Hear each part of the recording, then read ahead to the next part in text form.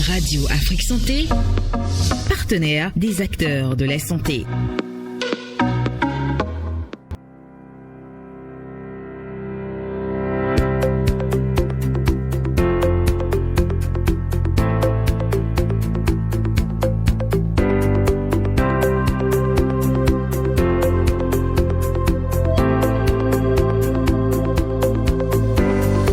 Mesdames et messieurs, bonjour. Le cancer de prostate est l'un des cancers masculins les plus fréquents. Le 20 septembre de chaque année, l'Europe sensibilise le plus grand nombre aux maladies de la prostate. Les problèmes de prostate arrivent généralement autour de 50 ans chez l'homme. Mais c'est quoi la prostate? Quand s'inquiéter pour sa prostate? Quels sont les symptômes fréquemment associés? Est-ce que le seul fait d'avoir besoin d'uriner en pleine nuit est le signe d'un problème de prostate? Pour avoir des réponses à ces préoccupations, nous recevons pour vous, mesdames et messieurs, Dr Jamal Jacquet. Il est chirurgien urologue au cabinet d'urologie Salam à Gontikan à Cotonou. Dr Jamal Jacquet, bonjour. Bonjour. Comment est-ce que vous vous portez? Je vais bien, merci. Soyez les bienvenus. Merci. Merci pour votre disponibilité sans cesse réitérée à Radio Afrique Santé. C'est un plaisir, merci beaucoup. Alors déjà, dites-nous tout de suite, c'est quoi la prostate? Alors, je voulais déjà vous remercier pour l'invitation et je salue donc tous les téléspectateurs de Radio Afrique Santé. Ils ont répondu. Merci beaucoup. Alors, la prostate, d'entrée de jeu, il faut savoir que c'est un organe. C'est un organe masculin, purement masculin, qui est impair, donc il n'y a pas deux prostates. On n'a qu'une seule prostate et qui est située en dessous de la vessie et qui est située donc en arrière de ce qu'on appelle le pubis, lorsqu'on touche au niveau des poils au-dessus du pubis, et qui est située donc en avant donc du rectum. C'est un organe qui a une forme de châtaigne. C'est un fruit qu'on retrouve beaucoup plus dans les pays tempérés, en forme de châtaigne, et dans lequel les urines passent pour sortir tout simplement. Cet organe a un poids en général, en moyenne, entre 15 et 20 grammes selon d'autres livres, et entre 15 et 25 grammes selon d'autres livres, mais en moyenne entre 15 et 20 grammes. C'est ce que je peux dire par rapport à la prostate. Il faut également dire qu'on est avec une prostate. C'est pas que on est avec. D'ailleurs, quand on rentre un peu dans l'embryologie, c'est un organe qui naît déjà même à partir de la 3e semaine de vie embryonnaire. Souvent, nous avons donc un élément qu'on appelle le mésoblast qui va donc se former, et donc après, on va dire donc va se maturer, donner donc. C'est-à-dire que la prostate naît de cet organe en fait, de cet élément embryonnaire. Mais c'est assez long, mais ça fait partie de l'origine en fait de la prostate. Donc on est avec une prostate, ça veut dire qu'un bébé qui est né aujourd'hui a une prostate déjà. On est avec une prostate.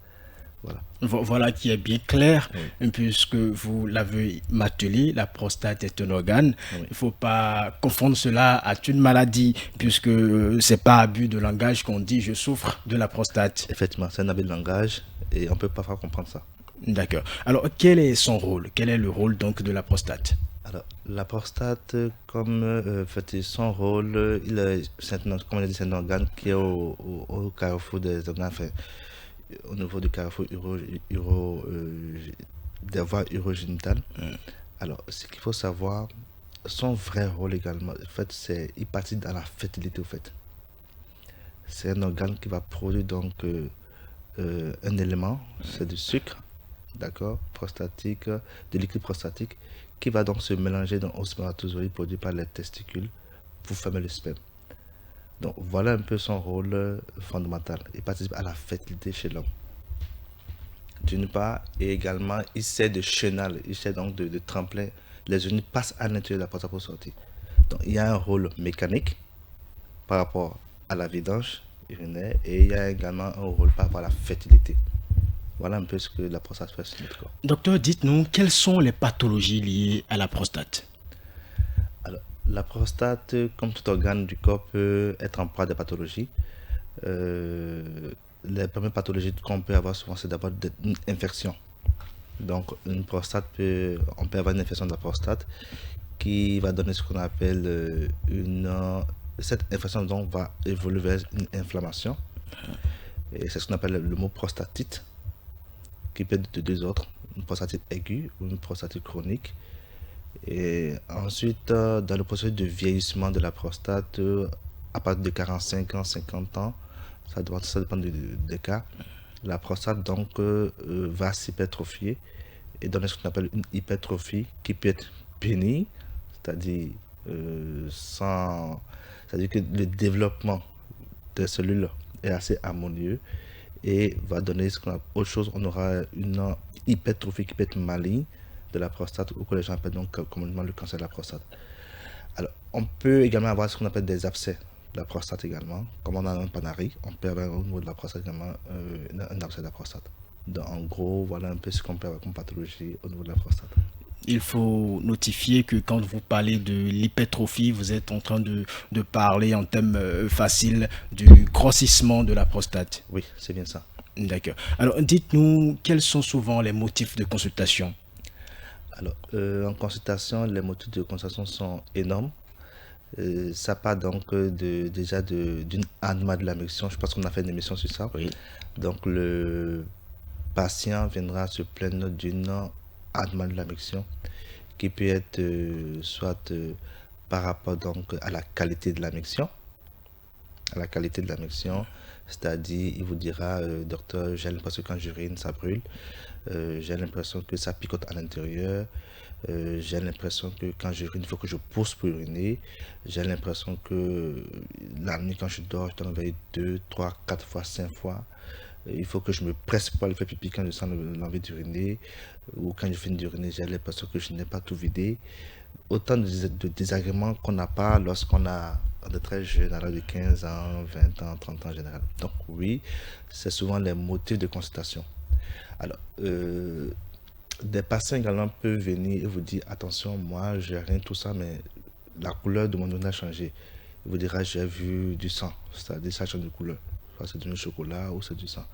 Donc voilà autant de motifs de consultation qui peuvent amener un patient à consulter en urologie pour des problèmes de la prostate. Voilà. Vous l'avez abordé, parlons-en donc. Parlons de la nicturie. Oui. La nicturie, j'y arrive. Oui, est-ce que le seul fait d'avoir besoin d'uriner en pleine nuit est le signe d'un problème de prostate?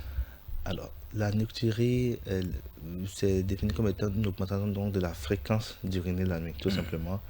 Alors, le fait de se lever une fois la nuit pour uriner ne veut pas forcément dire qu'on a un problème de la prostate. On peut également avoir une nicturie qui est peut-être liée à un diabète ou peut-être à la prise de certains médicaments du cœur qui peuvent augmenter donc la fréquence d'uriner. Donc, c'est vraiment au cas par cas. C'est vraiment au cas par cas et il faut franchement ne pas... c'est parce que j'urine 2 fois la nuit que j'ai forcément un problème de prostate. Donc, il faut vraiment bien faire focus et ça va exactement le problème. L'autre question que les auditeurs posent souvent, c'est est-ce que avoir la sensation de n'avoir pas vidé sa vessie après avoir uriné, est-ce le signe d'une pathologie de la prostate? Alors, la sensation de vidage incomplète, c'est bien ça le terme médical urologique, c'est le terme urologique. La sensation de vidage incomplète est un élément qui peut dire qu'on a forcément un problème au niveau du bas appareil urinaire. C'est-à-dire que soit c'est la prostate ou soit c'est le col de la vessie ou peut-être la vessie en elle-même. Parce que donc le fait de dire que c'est forcément lié à la prostate, c'est oui et non. Ça peut être lié à une sténose urinaire, enfin une sténose urétrale par exemple. Parce que le canal qui quitte de la vessie pour descendre jusqu'au niveau du méa urinaire chez l'homme, qu'on appelle l'urètre, peut parfois être diminué, lié peut-être à une infection, et fait que donc quand la personne va uriner, il aura l'impression qu'il n'a pas tout vidé. Donc dit de façon systématique, c'est vraiment au cas par cas. Quand c'est jeune, moins de 40 ans, on peut peut-être lier cela à une sténose urétrale ou à un mal du col de la vessie. Et quand c'est un sujet beaucoup plus âgé, plus de 45 ans, 50 ans, on peut penser peut-être à une pathologie prostatique. Ça veut dire c'est vraiment au cas par cas. L'ascension de brûlure lors de la miction est-elle le signe d'une pathologie de la prostate? Alors, la sensation de brûlure, on va dire, oui et non. Oui et non, c'est ce qu'on appelle tout simplement une brûlure mictionnelle. Alors, on peut avoir ce qu'on appelle une urétrite, qui est une inflammation de l'urètre secondaire à une infection et qui peut se révéler par une brûlure mictionnelle. On peut avoir une prostatite, qui est donc une inflammation de la prostate secondaire à une infection, qui peut également se révéler par une brûlure mictionnelle. On peut avoir la sensation de calcul. Je crois qu'on a fait également une émission sur ça. Oui. Des calculs, des petites formations, des petits cailloux qui sont dans la vessie, qui vont migrer le long du tractus urinaire vers le bas, et donc se révéler par des brûlures mictionnelles, ou ça peut également donc le problème d'une hypertrophie prostatique. Donc la brûlure mictionnelle en elle-même est un symptôme derrière lequel nous avons plusieurs étiologies qui peuvent être à la base. Il est recommandé de faire un dépistage régulier des pathologies de la prostate. À quelle fréquence faut-il se faire dépister? Alors, le dépistage des pathologies de la prostate est souvent souhaité, ou il est souhaitable de le réaliser chez un homme qui a plus de 50 ans et qui n'a aucun, on va dire, aucun facteur de risque de pathologie prostatique. J'ai toutes les fois expliqué le fait ici qu'un facteur de risque, c'est un élément qui augmente la probabilité de survenir de quelque chose tout simplement. Oui. Donc, si par exemple quelqu'un a son père et qu'il sait que son père a un cancer de la prostate, il faut que lui très tôt, à partir de 45 ans, si possible même un peu avant 45 ans, commence à aller voir un urologue. Est-ce que cela veut dire que le cancer de prostate est héréditaire? Bien sûr qu'il est héréditaire, le cancer de la prostate. Le cancer de la prostate, c'est un des facteurs de risque du cancer de la prostate, c'est l'hérédité. Il n'y a pas que l'hérédité d'ailleurs, mais je pense peut-être qu'on va peut-être en revenir sur ça. Sur les facteurs. Sur les facteurs de risque, tout ça. Mais oui, l'hérédité est un facteur de risque. Lorsque votre père a un cancer de la prostate, c'est que vous-même, vous êtes sujet à probablement avoir un cancer de la prostate. Ce n'est pas systématique, mais c'est une probabilité qui est là. Le toucher rectal est une forme de dépistage de la prostate. Oui. Le toucher rectal reste encore tabou chez les patients. Bien sûr. Est-ce le cas chez les patients que vous recevez? Non, en général, je pense que c'est d'abord l'approche, en fait. L'approche, vous savez, quand les gens vont consulter, ils ont des misconceptions. On a des idées arrêtées sur la chose. Oui. Mais dès qu'il est devant toi et que tu arrives donc à lui expliquer ce que tu veux faire, franchement, ça se passe très bien.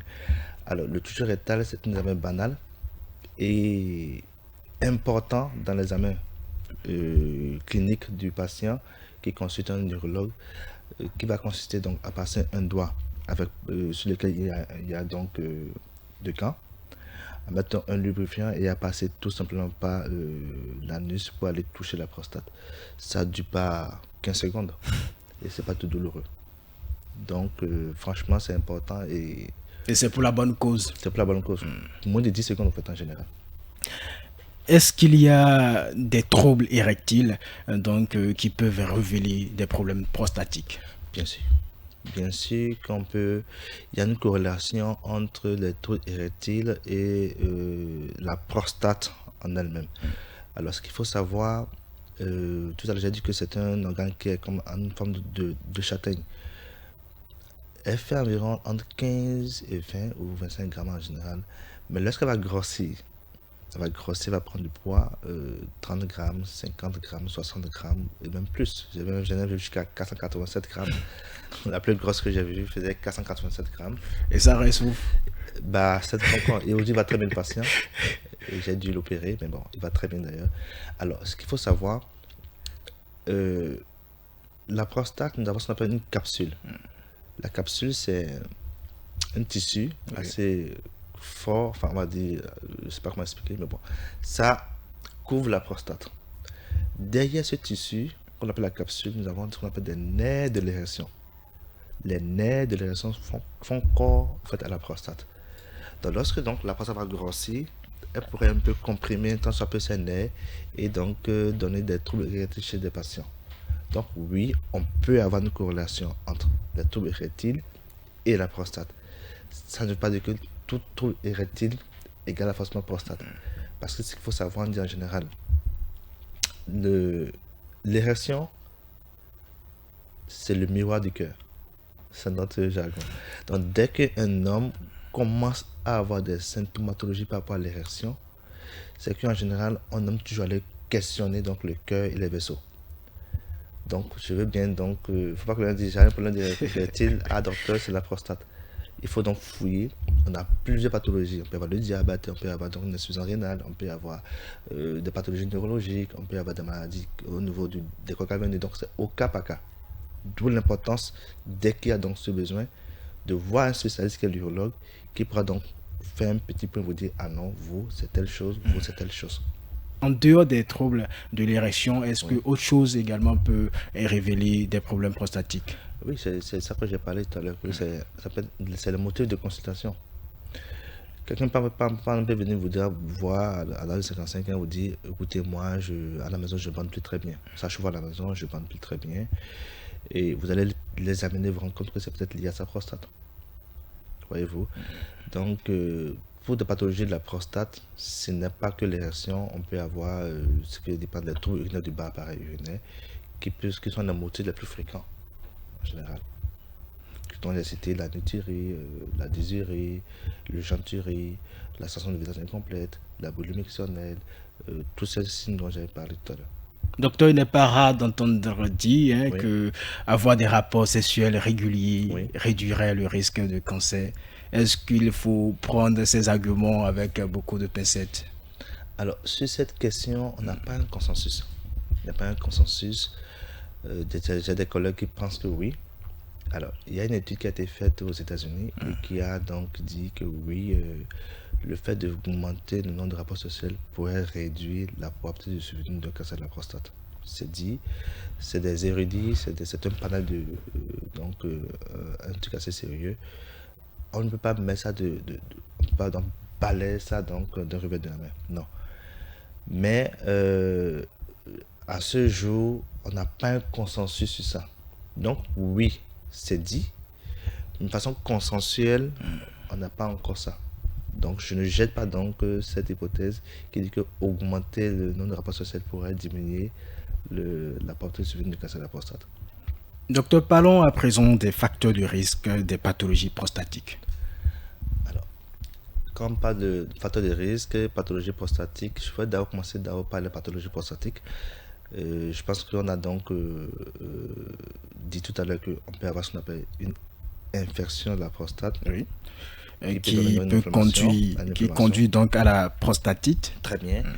On a donc l'hypertrophie bénigne de la prostate et le cancer de la prostate. Alors, pour d'abord parler donc de la prostatite, qui est souvent la pathologie du jeune, comme vous voyez moi. Lorsqu'on a moins de 40 ans, en général, donc ça part donc d'un jeune qui a déjà des rapports sexuels jusqu'à l'âge de 40 ans en général, on peut avoir une prostatite. La prostatite est définie comme étant une inflammation, d'accord, de la prostate qui est secondaire à une infection. Et quand on parle d'infection, c'est plusieurs éléments.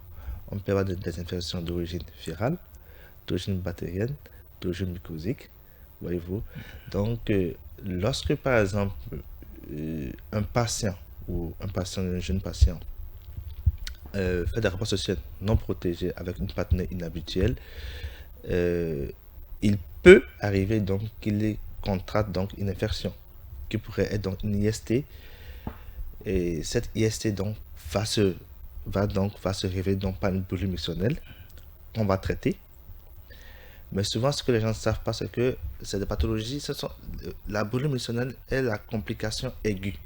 C'est ce qu'on a au bout de 48 heures ou même 24 heures ou au bout de 10 jours. Mais l'infection serait traitée.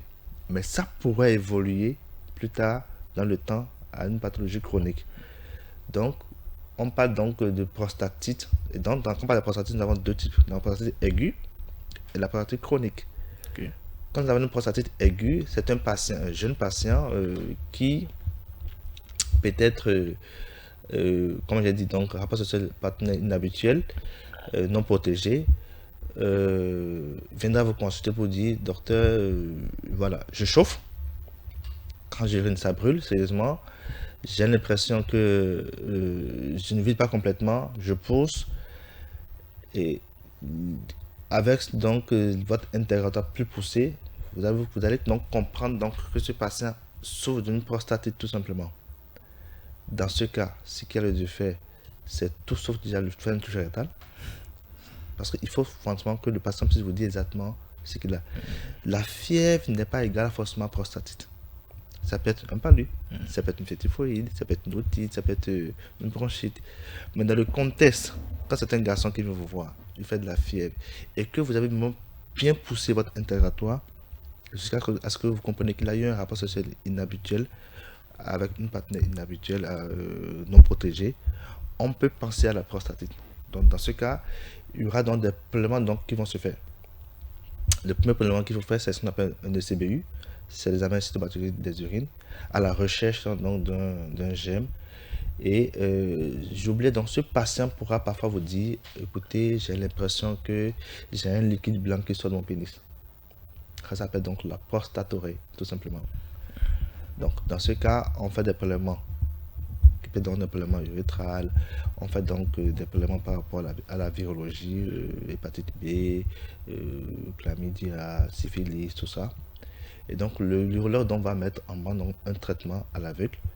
C'est d'abord une antibiothérapie afin donc d'améliorer la qualité missionnaire du patient et donc de réduire un peu la fièvre et la gêne qu'il a. Ça, c'est par rapport à la prostatite aiguë. Oui. Qui vient vraiment de façon brusque, moins de 10 jours, c'est là.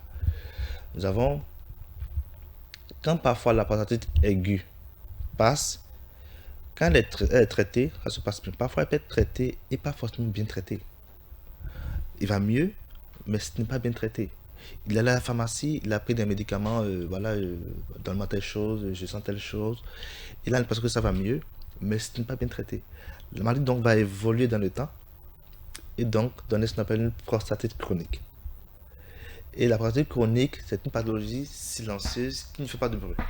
Donc le cap de l'infection aiguë est passé, mais on rentre dans le dernier cap de chronicité. Donc c'est un patient que vous allez voir en constatation, et d'ailleurs c'est ce qu'on voit le plus. J'ai une patiente de moins de 40 ans qui vous dira, j'ai l'impression que ça chauffe à l'intérieur. J'ai l'impression que des fois, je sens des petits picotements au niveau du pénis. Ou des fois, j'ai l'impression que ça chauffe entre le testicule et l'anus. C'est ce qu'on appelle le périnée, la zone périnéale là, où il vous dira, je sens que parfois, même au niveau de mon anus, ça picote. Bien sûr. Ou parfois, il vous dira, j'ai l'impression que j'ai mal au bas-ventre.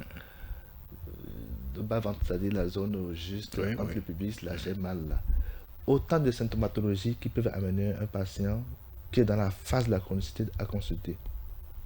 Dans ce cas, il est important donc à l'urologue de toujours bien pousser son interrogatoire pour mieux comprendre un peu le contexte. Dans ce cas, l'urologue va procéder à une touche rétale. J'ai dit c'est un truc banal qui fait au moins de 10 secondes. Et parfois, lorsque l'urologue fait donc une touche rétale, il peut arriver que lors de touche rétale, on appelle un massage prostatique, on peut avoir un liquide blanc qui sort. D'ailleurs, même à l'interrogatoire, vous avez des patients qui viennent vous dire, quand je vais aux toilettes et que je me libère, je fais donc l'FSS, j'ai l'impression qu'il y a un liquide blanc qui sort de mon pénis. Ce liquide blanc qui sort de votre pénis, c'est des séquelles d'ancienne infection. Parce que c'est comme si la prostate est comme une mousse, elle se vide un peu. Donc ce produit qui sort là, c'est ce qu'on appelle une prostatorée. Dans ce cas, il est souhaitable donc de faire ce qu'on appelle un prélèvement de ce liquide et d'aller analyser pour voir un peu quel régime qu'il y a à la base afin de bien donc traiter le patient pour qu'il n'y ait pas donc de récidive ou pour qu'il y ait quand même un mieux-être. Voilà un peu ce que je peux dire par rapport à la prostatite chronique qui est d'ailleurs même un des motifs de constatation chez les jeunes. Alors, vous avez parlé donc, votre question c'était bien sûr facteur de risque et pathologie de la prostate. Oui. Alors, donc par rapport à la prostatite, facteur de risque, c'est ce qu'on sait déjà. C'est un rapport social protégé, D'accord, c'est très important. Je pourrais dire également, pas facteur de risque, mais des éléments qui peuvent parfois impacter sur les plaintes des patients, c'est la prise de trop d'épices. Vous avez des patients qui vous disent, docteur, quand je mange trop épicé, c'est là que je sens cette gêne qui commence. Ou d'autres vous diront, quand je mange un peu trop sucré, c'est là que je ressens cette gêne. Voyez-vous.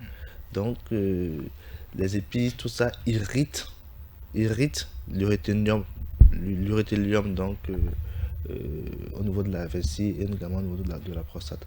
Donc, ça peut expliquer tout ça. Alors, lorsque je viens un peu sur les pathologies dont on parlait de la prostate, je parlais donc de l'hypertrophie bénigne de la prostate, Oui. qui est une augmentation du volume donc, de la prostate. Alors, cette augmentation aura plusieurs, il y aura plusieurs choses qui vont se passer à l'intérieur du tractus urinaire.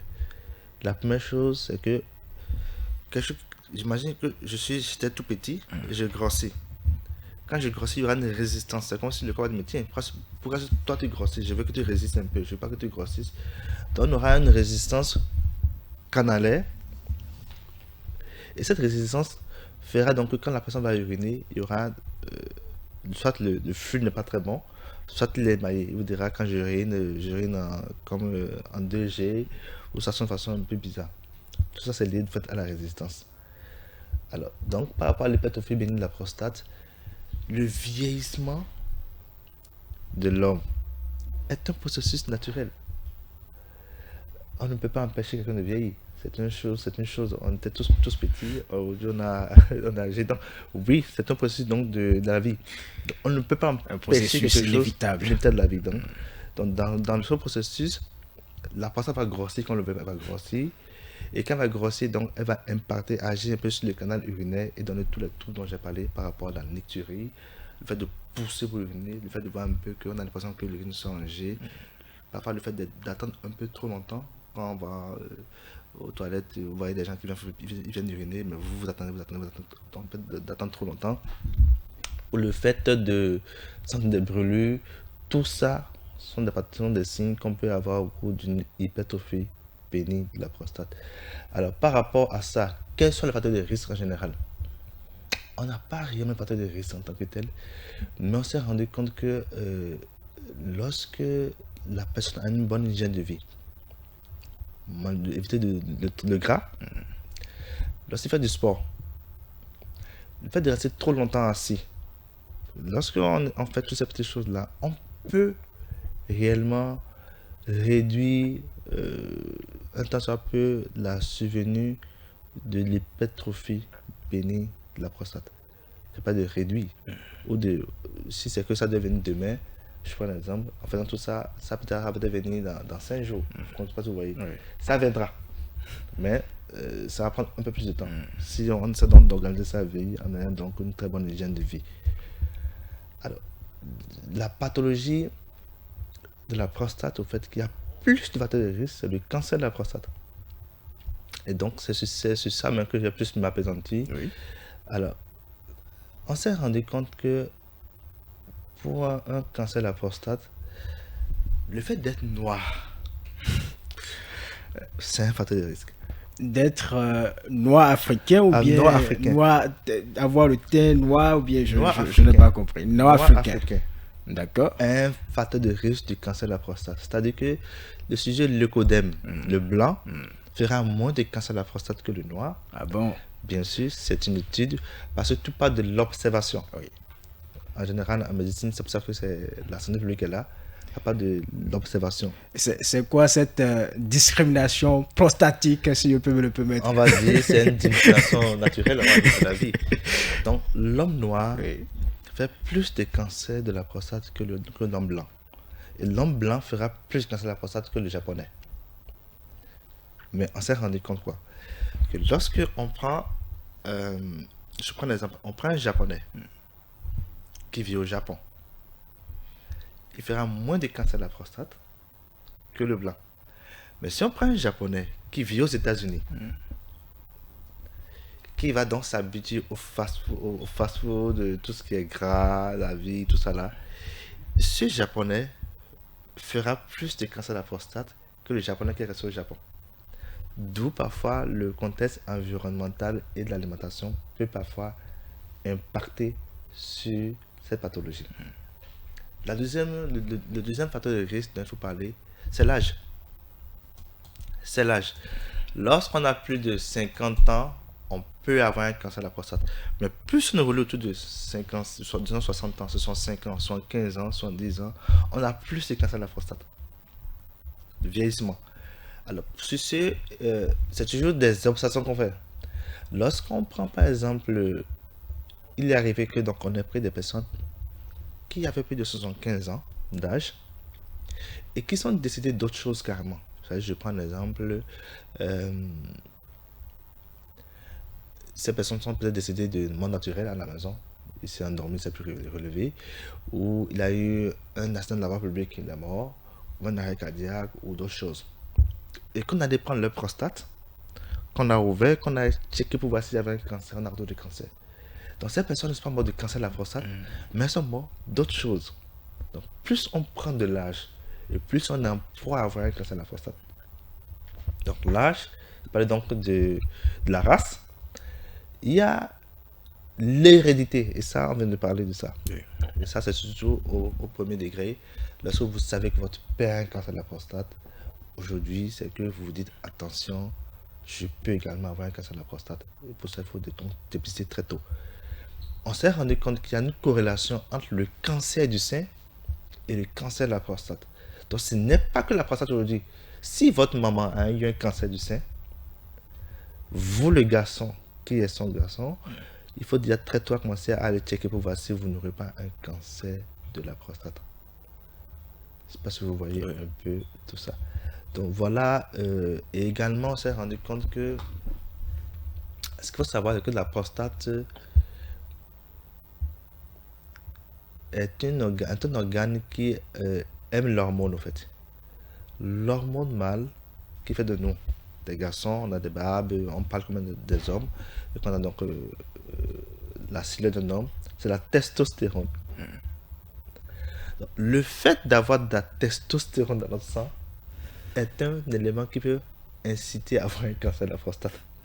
C'est pour cela que, au temps du roi Prinzin, dans la cour royale, tous les hommes qui devaient donc servir, on va dire pour la protection, ou pour devaient servir le roi, puisque le roi était avec plusieurs épouses, il était castré très tôt, castré avant la puberté.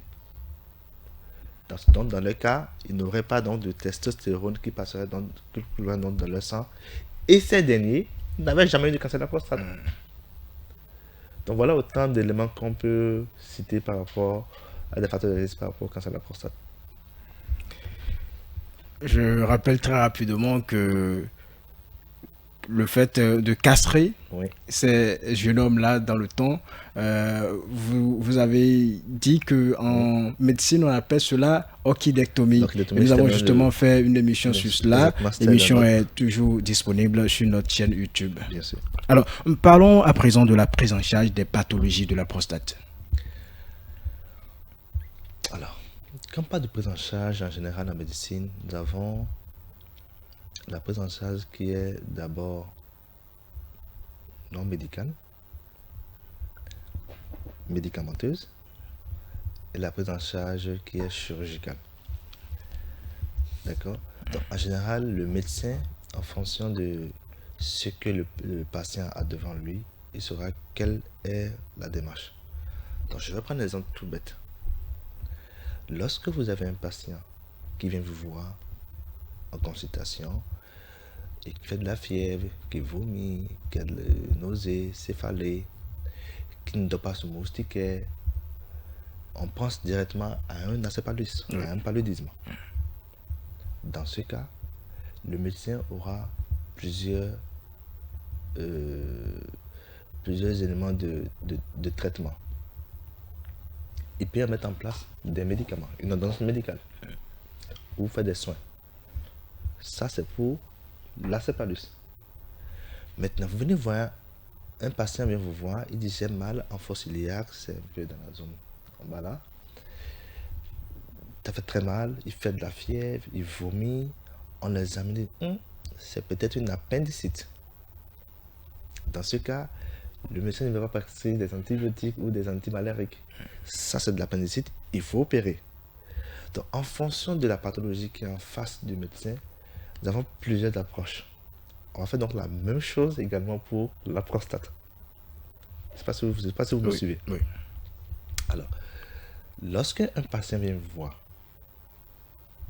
et que vous l'écoutez, vous l'examinez, vous checkez avec donc tout votre bilan, vous faites un PSA, une échographie vésico-prostatique, vous faites tout ce qu'il y a fait pour confirmer ou infirmer la maladie, la prostate. Vous aurez donc plusieurs éléments à lui proposer. Je ne sais pas si vous me suivez. Il y aura parfois des conseils. Revoyez un peu votre poids, monsieur, revoyez un peu votre alimentation. Ou je mettrai peut-être des médicaments. Ou peut-être, ça peut peut-être une approche chirurgicale. Je ne sais pas si vous suivez un peu ma démarche. Oui. Alors, les pathologies de la prostate au-delà de 50 ans, c'est-à-dire, je vais prendre d'abord l'hypertrophie bénigne de la prostate. Un patient peut venir vous voir et vous allez estimer que son hypertrophie bénigne de la prostate n'impacte pas encore réellement sur son quotidien. Là, ça va être parfois des conseils.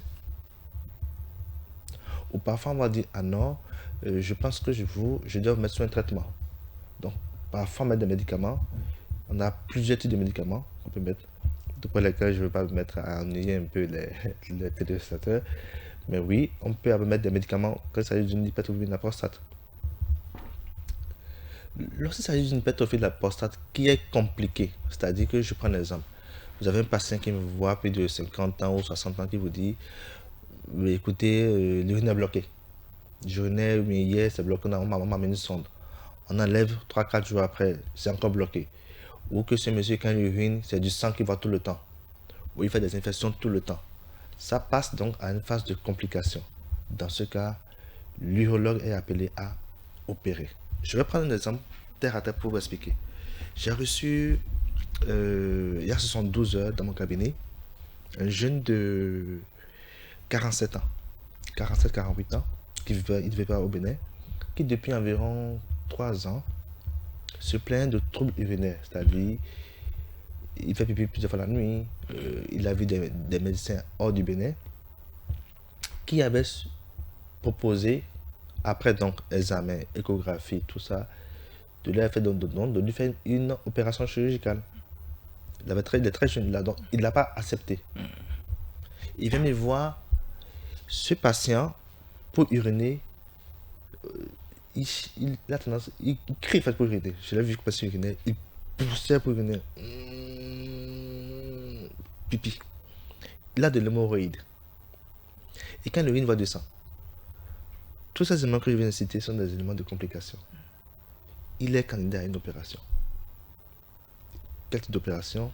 C'est également au cas par cas. Nous avons plusieurs approches aujourd'hui. Nous avons des opérations qui ne sont pas très compliquées. On peut faire une approche de chirurgie au laser, on fait donc de la résertion, on fait de la chirurgie ouverte, on fait de l'urolift. On a plusieurs techniques aujourd'hui qu'on peut proposer aux patients. Et d'ailleurs, c'est le monde dédié aux patients que l'urologie est une des sciences qui évolue en chirurgie avec une vitesse extraordinaire. Parce que nous avons beaucoup d'approches thérapeutiques aujourd'hui que nous pouvons proposer aux patients et pour qu'ils n'aient pas tendance à penser qu'après la chirurgie, on peut mourir. Parce qu'il y a ce problème dans la communauté, la prostate, on ne touche pas, c'est tout sauf ça. Ça, c'est par rapport à l'hypertrophie de la prostate. Je ne veux pas rentrer dans les détails, c'est pas trop, peut-être que aussi il y a des questions, je pourrais rentrer dans les détails. Par rapport au cancer de la prostate, c'est au cas par cas. Le cancer de la prostate, nous avons 3 stades. Nous avons le cancer de la prostate qui est localisé. Je vais prendre tout simplement un exemple. Oui. Disons que ça, c'est ma prostate. Localisé, c'est à l'intérieur de la boîte. Nous avons le cancer de la prostate qui est localement avancé. C'est-à-dire que lorsqu'on ne la découvre pas très tôt, cette maladie va évoluer un temps soit peu et toucher la coquille là. Elle est à l'intérieur, mais puisqu'on n'a rien fait, elle va grandir un tout petit peu et toucher la coquille. Elle peut également toucher un peu tout ce qu'il y a autour de la coquille, c'est-à-dire un peu la vessie, un peu les vésicules séminales. Et quand toujours rien n'est fait, ou que le patient a tendance à ignorer ces symptômes, la maladie va grandir comme un arbre, comme un grand arbre, et aller toucher les éléments les plus importants, les os, le poumon, parfois le foie. Là, on passe de cancer de la prostate métastatique. En fonction du stade où nous sommes, nous avons plusieurs approches thérapeutiques. J'insiste et je consigne, le cancer de la prostate est une des pathologies dont on peut guérir. Comment on dit j'ai guéri du palu. On peut guérir quand il est vu tôt. D'où l'importance du dépistage. Quand il est vu tôt, on en guérit. Et dans ce cas, nous avons plusieurs approches. Ça vous paraîtra un peu bizarre quand on vous dit que pour un cancer de la prostate, il faut faire ce qu'on appelle de l'absence thérapeutique. Ça fait bizarre. Quelqu'un vous dit, mais vous avez un cancer de la prostate, mais on ne va rien vous faire. C'est comme quand vous allez chez un cardiologue et que vous avez peut-être une tension qui n'est pas encore à 14, mais qui est à 138, il se dit, on va surveiller. Je vous donne des conseils et on va surveiller. Donc oui, surveiller le cancer de la prostate est un traitement.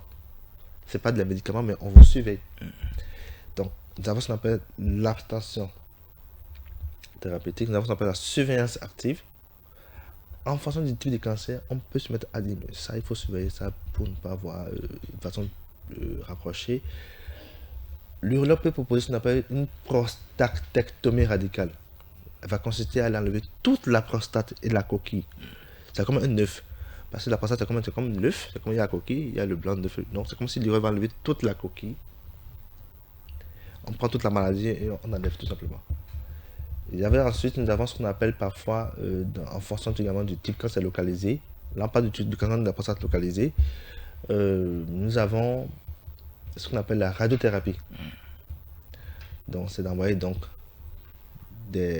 on va dire donc un traitement ionisant pour aller traiter le cancer de la prostate. Je ne sais pas si vous voyez un peu ce que oui. Nous avons ce qu'on appelle la curithérapie.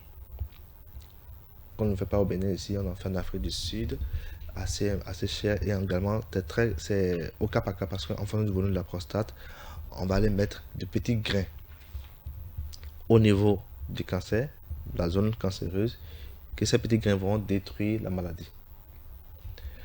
Nous avons ce qu'on appelle la cryothérapie. La cryo veut dire, quand on parle de cryo, ça veut dire glace. Donc on va mettre de petites aiguilles à travers le périnée et aller, on va dire, on peut commencer, on va mettre du froid. Parce qu'on s'est rendu compte que les cancers meurent lorsque on les met dans des conditions assez difficiles. Donc c'est d'aller, donc on va dire, un peu cryoliser donc ces cellules et donc les tuer.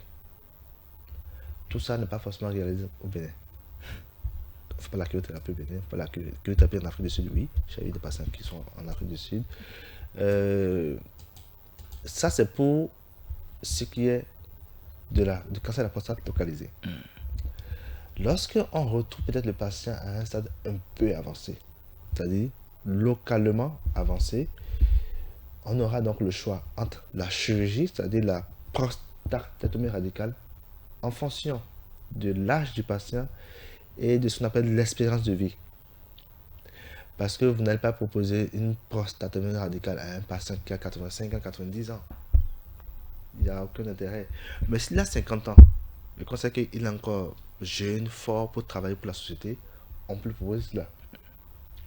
Donc, on peut avoir la radicale associée parfois à de la radiothérapie ou de l'hormonothérapie lorsque c'est localisé. Et lorsque cette maladie est métastatique, c'est-à-dire a tendance à grandir comme un arbre, l'urologue aura donc plusieurs approches. Soit on fera de l'hormonothérapie, c'est-à-dire c'est d'amener, donc on fait des injections qui vont permettre de réduire le taux de testostérone dans le sang. Ou on fera ce qu'on appelle la chimiothérapie. Voilà un peu ce que je peux dire sur les approches thérapeutiques qu'on peut proposer en cas de pathologie prostatique chez l'homme. Docteur, vous avez parlé d'un patient que vous avez reçu là, cela 72 heures. Oui. Est-ce que vous avez cherché à savoir pourquoi le patient dont vous avez parlé a refusé de se faire opérer? Alors, je pense qu'il n'était pas prêt. Parce que parmi les éléments qui peuvent amener un neurologue à vous proposer la chirurgie, tant qu'il n'y a pas la volonté du patient, vous n'allez pas vous jeter sur lui. Il vous dit, je ne vais pas vous faire opérer. Je ne vais pas me faire opérer. Est-ce que quelque part, ce n'est pas parce qu'il craignait avoir des problèmes érectiles? C'est ce que redoutent les patients qui souffrent de cancer de la prostate, et ils redoutent qu'après ces étapes-là de chirurgie prostatique, qu'ils aient des problèmes d'érection. Alors, c'est au cas par cas. Lorsqu'il s'agit souvent de l'hypertrophie bénigne de la prostate, toutes les approches que nous faisons n'ont pas vraiment un impact sur l'érection. D'accord. Quand il s'agit de l'hypertrophie bénigne de la prostate, j'insiste encore. En cas de cancer, j'insiste, en fonction du cas, de la classification du patient, si quand on va parler d'une chirurgie de la prostate, une prostatectomie radicale, aller enlever toute la prostate, ou la radiothérapie, c'est-à-dire le traitement pas des rayons ionisants, on peut avoir des problèmes d'érection. Mais l'érection, ça peut se régler après une chirurgie. La preuve, nous avons des jeunes aujourd'hui qui ont des problèmes d'érection. Quand on va à l'urologue, nous avons plusieurs approches thérapeutiques à proposer pour améliorer cela. Donc oui, après une chirurgie de la prostate, surtout en cas de cancer de la prostate, on peut avoir un problème d'érection dont la solution sera proposée par votre urologue. Même quand la prostate elle est complètement enlevée après l'opération? Alors, lorsqu'on fait une prostatectomie, j'insiste, une prostatectomie radicale, on enlève toute la prostate, de la coquille, le gland, on enlève tout. J'ai dit initialement que nous avons autour de la prostate des nerfs de l'érection qui passent. Au cours de la chirurgie, il peut arriver donc que ces nerfs soient un peu touchés. Dans ce cas, on peut avoir des problèmes d'érection. Mais ce n'est pas systématique. Voyez-vous, ce n'est pas systématique. Donc c'est au cas par cas. Vous avez des patients que vous opérez qui disent, ah non, moi ça va, je n'ai pas de problème. Donc on dira, ah oui, j'ai un problème d'érection. Et pour ça, l'urologue est là pour vous écouter en post-opératoire et trouver la solution à vos problèmes. Dans votre développement sur les facteurs de risque des pathologies prostatiques, vous avez brossé un peu les comportements adoptés pour prévenir les pathologies prostatiques. La diététique compte énormément pour garder sa prostate en pleine forme. Quel régime alimentaire adapté pour préserver, commençons déjà par l'hypertrophie, ensuite on parlera du cancer de la prostate. Alors, quel régime adapté? Je pense que c'est beaucoup plus appelé donc une nutritionniste en général, parce que nous avons tendance à demander aux gens de prendre beaucoup plus des antioxydants. Des antioxydants, donc on va vous dire, attention, quand on peut laisser telle chose, vous avez plus d'antioxydants.